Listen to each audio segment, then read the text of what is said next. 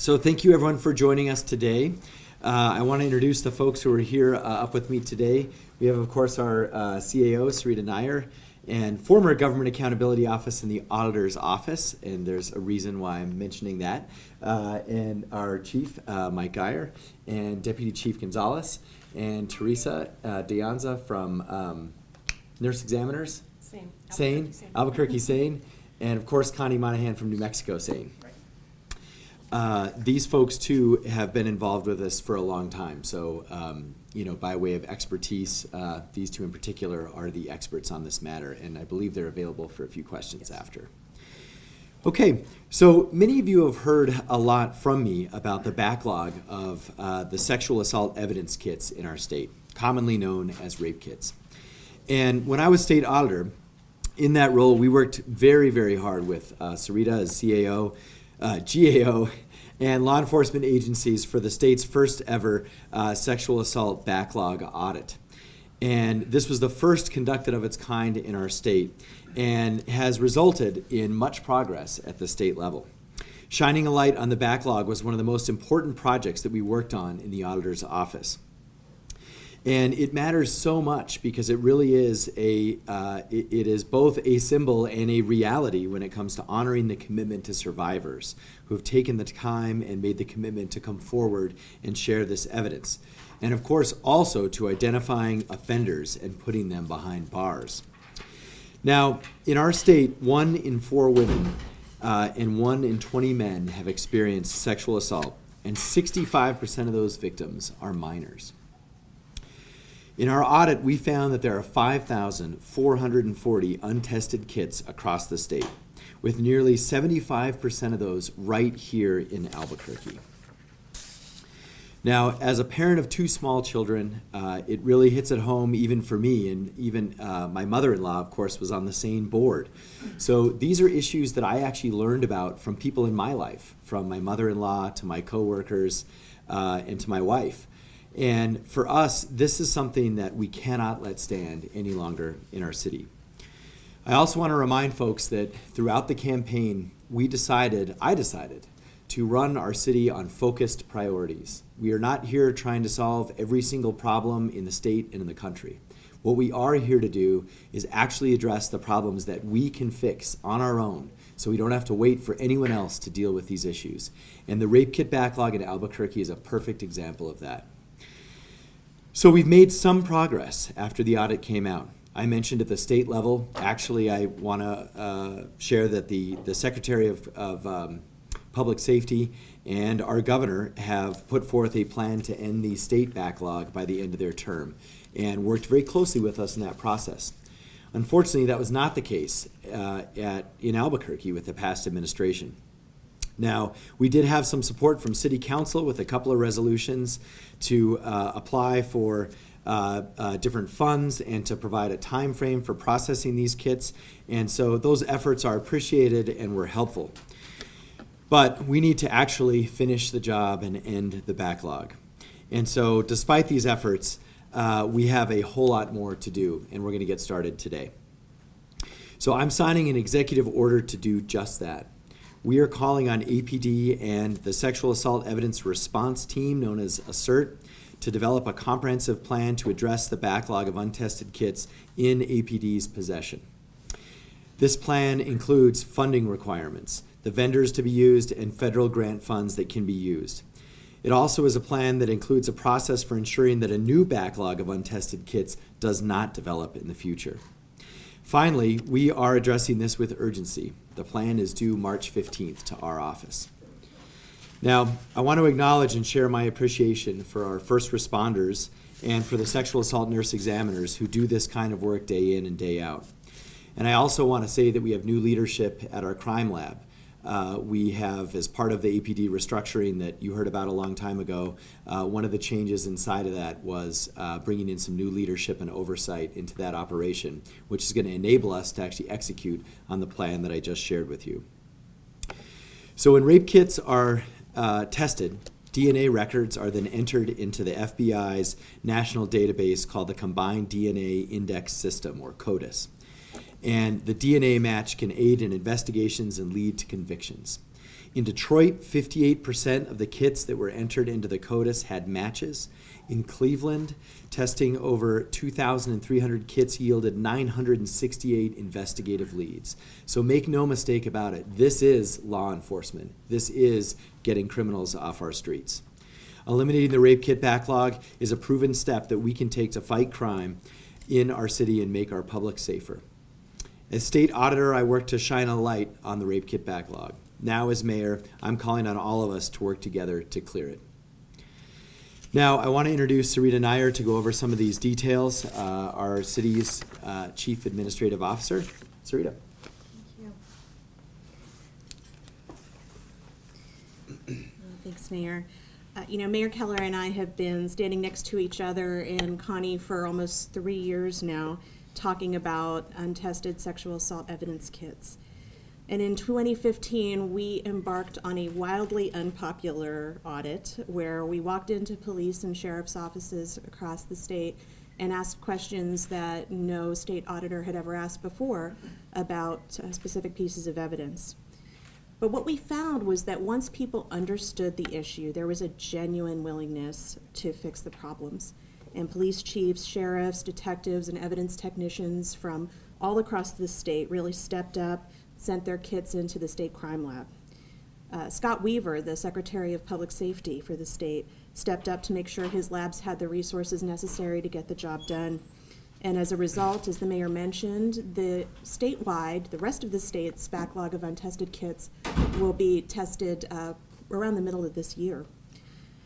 But here in Albuquerque, where 3/4 of the backlog originated, a lot of folks stepped up here too. Of course, these advocates have been at the forefront of this issue for a long time. The legislators, including Senator Mimi Stewart, Senator Cisco McSorley, really stepped up with some legislation that enables our city to leverage the resources of the state and test our kits up there if we're able to find a way to pay for it.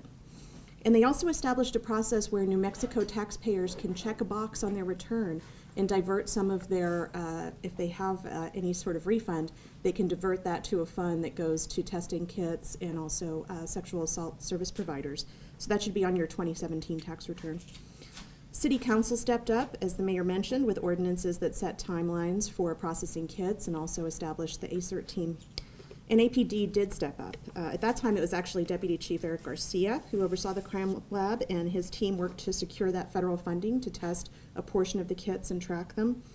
And there's no doubt in my mind that Deputy Arturo Gonzalez will continue to provide that strong leadership now that we have Chief Garcia focused on DOJ reform. We also have new command staff in there.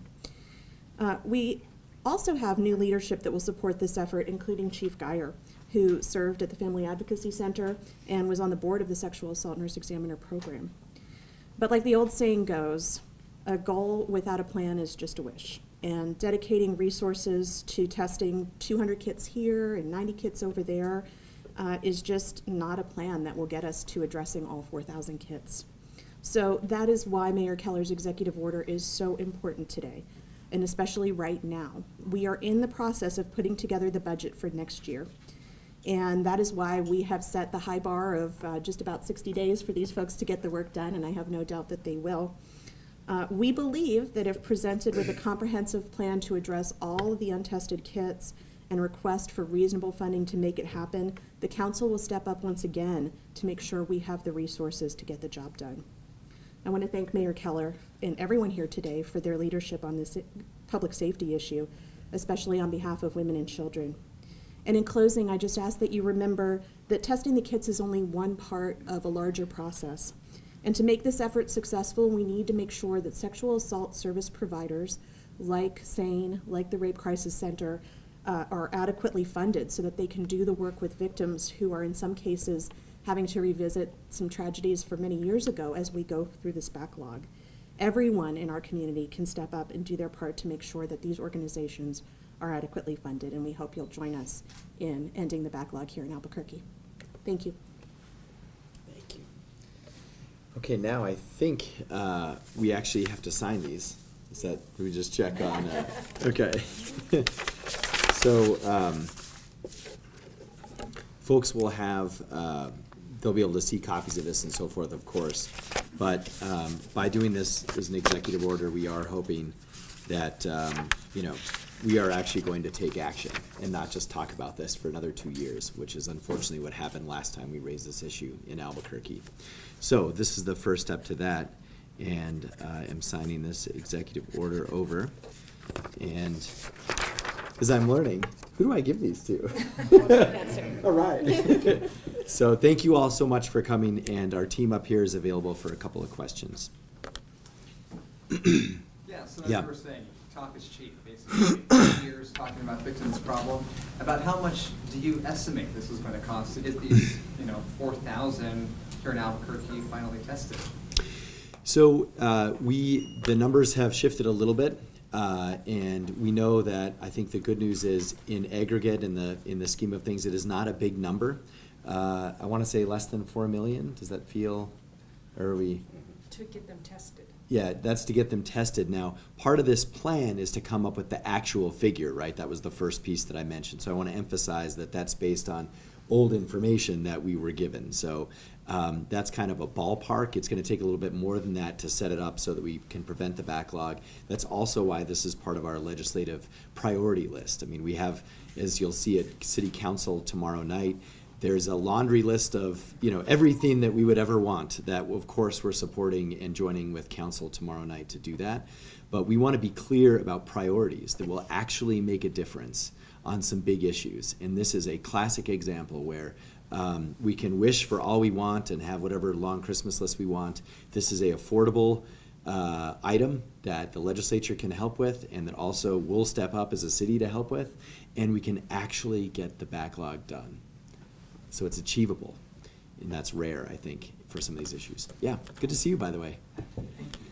What is the biggest change in policy from your administration to the last administration that will help you achieve your goals? I think the biggest thing is owning the problem and accepting the responsibility to fix it. So we're not going to make any more excuses about why this is difficult or how it can't be done or why it's going to take a long time. We're going to articulate how to do it, and then we're going to ask everyone to come together to actually make that happen. That is exactly what did not occur in the last 3 years in Albuquerque. Can you kind of describe what the response was after your audit came out in Albuquerque, and then why that wasn't sufficient? Well, it wasn't sufficient because the backlog is larger than it was when we did the original audit. And I characterized their response as interested and, sluggish, and at the end of the day, just only scratched the surface. Can you go over that timeline a little more? So the original audit was 2015, right? Started in 2015. Okay. Audit report was released in December 2016. Okay. Yeah, and I think in comparison too, just to the state, the reason I think why we can also say this with such clarity is because of how differently the state handled it. Yeah. Can you explain how long it takes to test a rape kit? Just one rape kit. Do you have an idea how much? Yeah, so I do, but this is a good one where when there's experts, I want to yield to them. So do you want to kind of walk through that process? Yeah. You can scoot over here if you like. Yeah. Can you give your name and title too? My name is Connie Monahan. I'm the statewide SANE coordinator at the New Mexico Coalition of Sexual Assault. The question was about the length or the process involved in testing the kits. There's words that the scientists will use, cutting, and I don't want to get into that level of detail, but from start to finish, if there was no interruption, an analyst could test one kit in about 40 hours plus. So this is not a small thing. When Mayor Keller is talking about the resources needed, it is extra analysts at the crime lab.